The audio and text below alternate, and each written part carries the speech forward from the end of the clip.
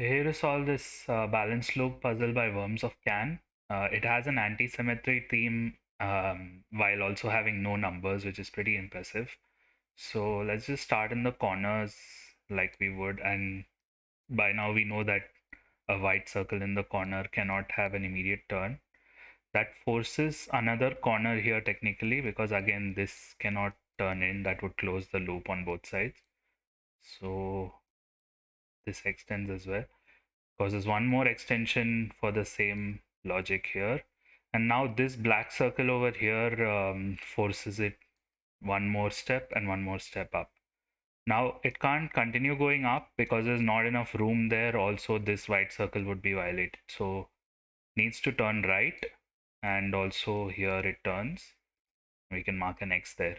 Now there's a corner here which forces both of these to be basically a 6 clue, both of these white circles.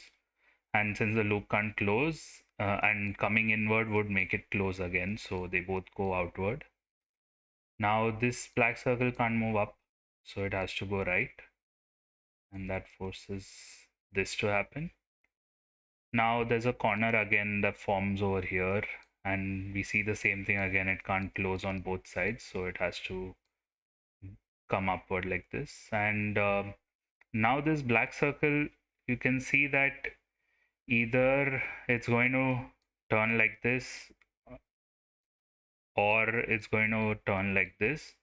Now in this configuration, you can never avoid the loop closing early. Because of this white circle, it'll at most go till here and it'll have to turn, so it'll close no matter what. So this is actually forced. And also this black circle now, it needs a step, it needs a side that's 2 or more in length. If that's upward, then that closes the loop again, so it goes right.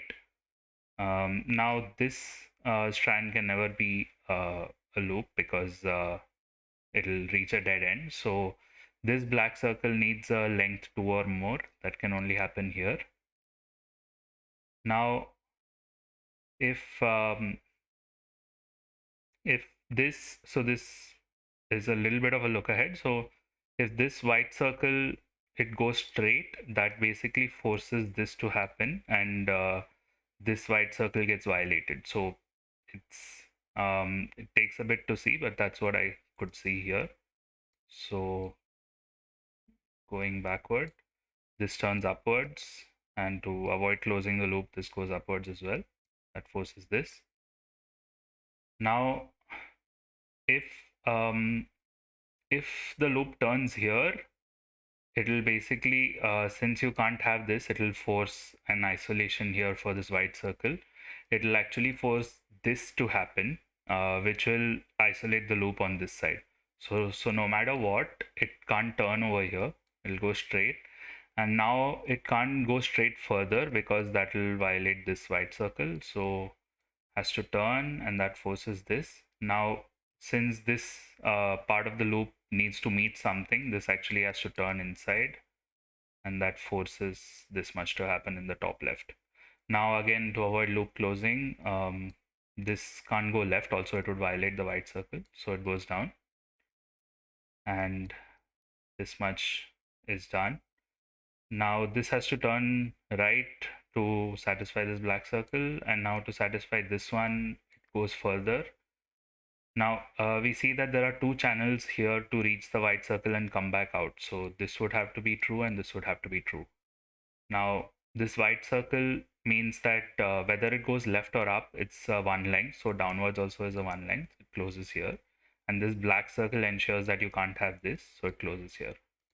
So what we saw was generally the start of the solve was driven by corners forming either the corners because of the grid or corners because of the loop being drawn.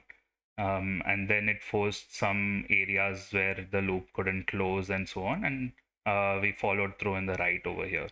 So we hope this talk through was helpful for you. Thanks Worms of Can for the puzzle, and thank you for watching.